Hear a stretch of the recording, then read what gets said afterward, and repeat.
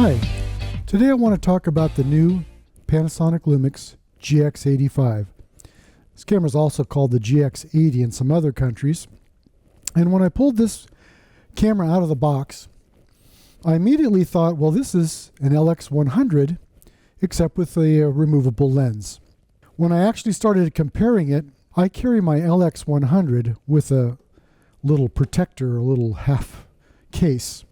And it's very close to the same size with that half case. However, when that half case is actually removed, you can see that the LX100 is a little bit smaller than the GX85. Not a lot, but a little bit. I like the comparison with the LX100 because of their similar sizes. But if you look at the stats, the specs, you'll see that it's actually a good comparison for the GX7 too. The GX7 was smaller than the GX8, and a lot of people disliked the fact that it got so much heftier. Depending upon the size of your hands, it may or may not fit as well. The GX85 is a tad smaller in some of the dimensions. Let me try and make that clear if you look at it. But it isn't significantly smaller, and it fits very much the same. The GX7 had a little larger hand grip. As you can see, the hand grip is a little bit larger than the GX85, and some people may like that better. I found the hand grip on the GX85 just fine. My hands are medium to large. I actually found that some of the smaller cameras, for example, this RX100 Mark IV by Sony, I found it too small to be comfortable. I was always afraid that I was going to drop it. The fact that it's so small, it's almost pocketable, so I left the straps off to keep it pocketable. Now, one feature I did notice about the GX85 that is important to a lot of people is a very popular current feature is this tilting screen. The LX100 doesn't have it. The GX85 does. I don't personally think it's a huge deal, although I do use it. I have used it to low handhold and to high handhold, and to be able to get over the top of people and shoot a frame, it is useful. So I will leave it at that. The GX8 is a substantially larger camera, and it has a 20 megapixel sensor as opposed to the GX85's 16 megapixel sensor. That said, the GX85 does not use a low-pass filter, and Panasonic claims a 10% increase in resolution. Having looked at the results from my GX85, now that they released the RAW converter in Adobe Camera Raw, I was able to take a look at the RAW images. I can't say that they're as clear or less clear than the GX8. The GX8 tends to have sharper images, not clearer, just sharper. And I'm not sure whether that truly translates into better resolution or whether the low-pass filter sharpens edges even that may not be accurate. I'll leave it at that. You're going to have to try it and see. The next thing I want to talk about is the features of the GX85. Now, the GX85 has a little simpler set of dials and buttons than the GX8 does. It's closer to the GX7. This is in contrast to the LX100, which has all kinds of nice dials and shutter speed on it, and it's a very different approach to the small camera. If you're looking for a small camera, every camera out here is a reasonable option. Starting from the RX100 Mark IV, they use a much smaller 1-inch sensor, but it is backside illuminated, which does tend to bring up the resolution. The LX100 uses a micro 4/3, however, they don't use the whole sensor like the rest of these 4/3 cameras do. They use a smaller portion of it, so it has slightly less resolution. The GX8 has a 20 megapixel versus a 16 megapixel and a 16 megapixel. The difference is progressive. The 16 megapixel in this does have a low-pass filter. The 16 megapixel sensor in this one does not, and this one has a 20 megapixel sensor. These two are going to be sharper than this one. By how much? Don't know. This is the Sony A6300. As you can see, in size, this one grew just like the GX8. The A6000 was a little smaller and a little more comparable to the GX85. It does have an APS-c sensor, but the lenses are going to be a little bit bigger. There aren't a huge number of disadvantages to the Sony A6300. It is one of the best cameras out there for the APS-c market in my book, and I've compared a few. The A6000, if you're looking for a smaller camera, is actually very, very close. There are a few advantages to the 6300, not a lot. Finally, another camera that could well be compared to the GX85 would be the Fujifilm XT10. Now, the Fujifilm XT10 is designed for the photographer who likes a lot of controls. As you can see very clearly, this one has the aperture speed, the compensation dial, exposure compensation dial, your mode dial, and a lot of different things on the top that are easily accessible, wheels on the front and back, a nice articulating screen. This has a lot of buttons if you shoot that way. If you don't shoot that way, that's not a big advantage. By the way, Lumix does make the LX100. The buttons and dials are so similar to the XT10, the Fujifilm cameras in general, that it could almost be, if it wasn't labeled a Panasonic, it might be confused for Fujifilm. I like the way they do that. Even the aperture ring is on the lens like it is on the Fujifilms, unlike most of the other Panasonics. So it has some unique advantages. If you are an old-time shooter, the LX100 might suit your needs very well. It's a camera to look for. And they say an LX200 is not far from introduction. Personally, I'm looking forward to that. You may ask, why do I keep going back to the LX100? Why do I like it so much? And I'll tell you. This has a fixed lens, which is an inconvenience. It's a limiting factor in some regards. However, this is an extremely fast fixed lens. This is a 1.7 to 2.8, 24 to 75 equivalent. This lens gets me inside shooting when I have a difficult time with slower lenses. Going into a dark room, even a normal room, with this camera, with a 12 to 32, which is a 24 to 64 equivalent, starting out at a 3.5 f-stop and going up to 5.6 can be very limiting. That costs me 2 stops. That means I'm going from, I normally shoot at 800 ASA ISO indoors with this camera, and that pushes me up to 3200 with this, where I don't normally like to go. However, that said, 3200 isn't bad on this camera. I like 1600 better. That's my normal top end. That's a whole different thing. The lens makes a huge difference. Now, this is a very small compact lens on the GX85. It's a 12 to 32, and as you can see, it's very small. Take a look at that little rascal.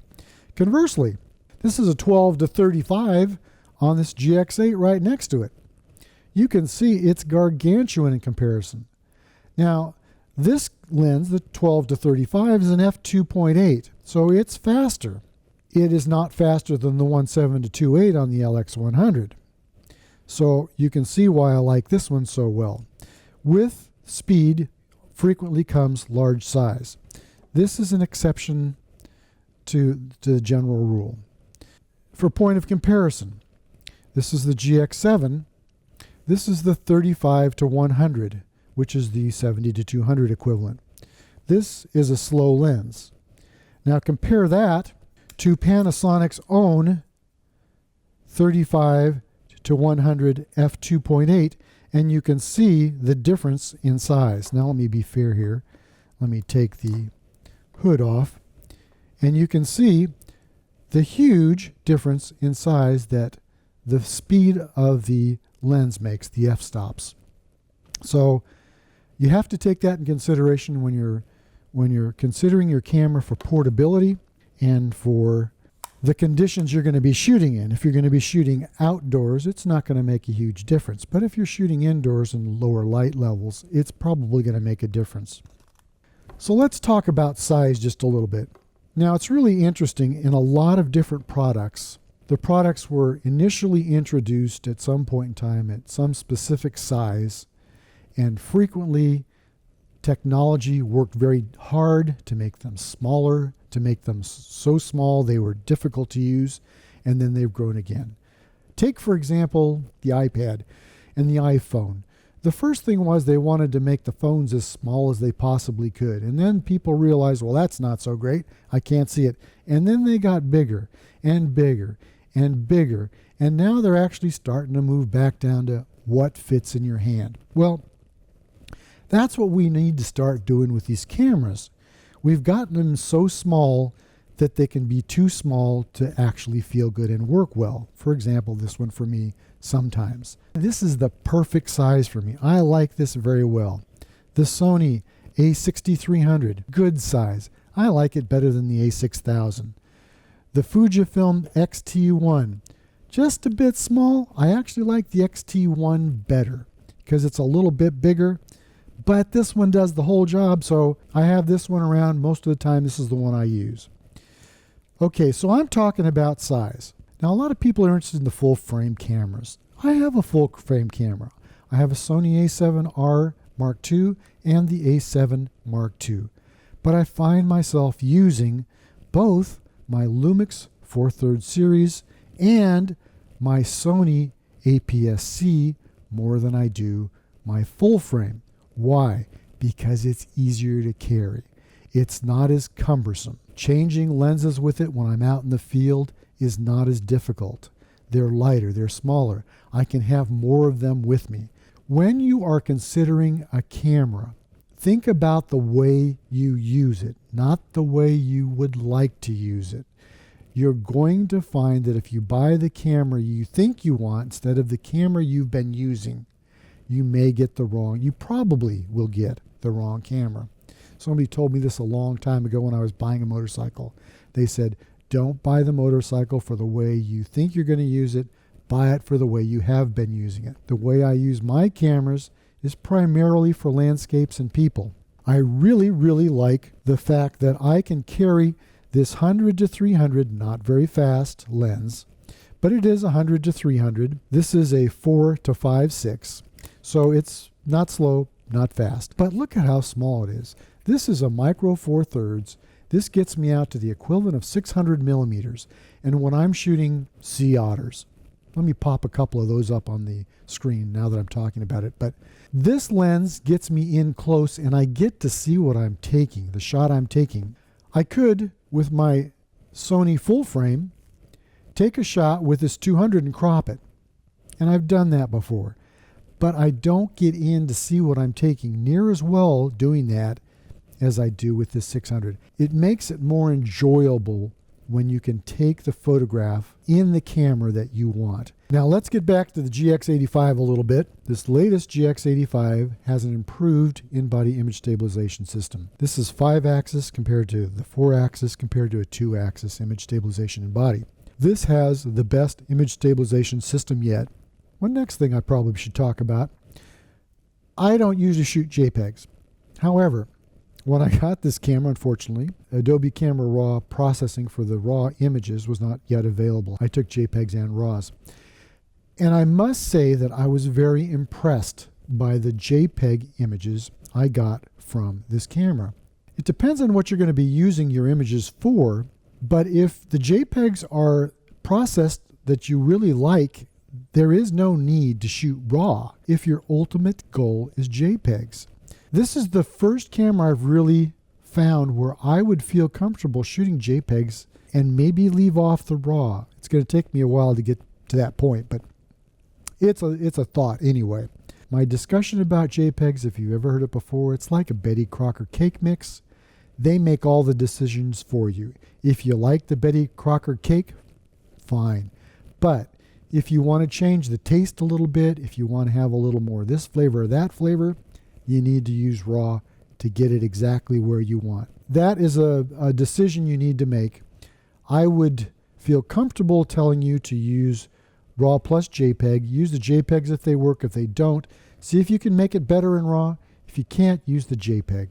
Okay, now I touched upon this just a little bit. A lot of the decision about which camera you make depends on how you use your camera. Figure out how you have been using your camera and buy the camera to have the features that you want. If you are a point and shoot shooter, the program mode is the one you use. These dials and all these conveniences here are not going to mean a thing to you. If you shoot aperture priority or shutter priority, they're going to be more important to you. If you like to shoot manual, like I do, they're very important to me. Now, although I have been using mostly manual most of my life, I have found myself switching to aperture priority indoors recently to take photographs of young children. It helps me to get the light quicker and faster, and I do find it convenient. How you're going to use your camera makes a determination in which camera you should choose, about especially concerning dials. And this one has plenty. They're actually wheels as opposed to marked dials. So the wheel up here adjusts your shutter or your aperture, and vice versa. The one on the back does the same. And a lot of these are configurable depending upon how you use the setup. And then, by the way, that's an interesting feature. Almost all these cameras, a lot of buttons are configurable, so you can change them if you would like. If one method is more convenient for you than another, these are changeable. And the very last thing I'm going to get into is this does have an electronic shutter option, which is virtually silent. These cameras have frequently selectable shutter tones, which is very nice, very cool. You can make them sound like a Leica or a click or a shh. You know, you can pick a lot of different, and that's neat. In conclusion, say I like this camera. This is a wonderful little camera. They've packed a lot into a small camera. It's got good resolution. It sounds good. The shutter sounds good. They have used a 16:9 viewfinder. I really prefer 4/3. That said, 16:9 doesn't bother me. I do think the GX8 has a slightly better viewfinder. I don't know exactly why.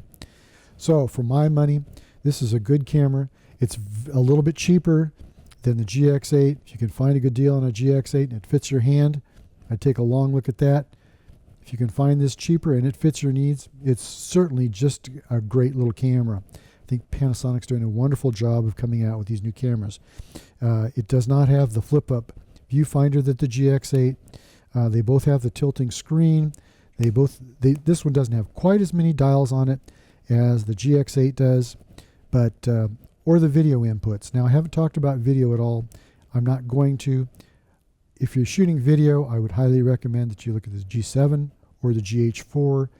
Hopefully a soon-to-released GH5 are the best at video. They don't have the in-body image stabilization, so if you're doing both video and primarily stills, these are very good. They do have good video.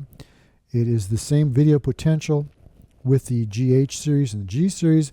What they do skimp on is the audio inputs and some of the other features for video.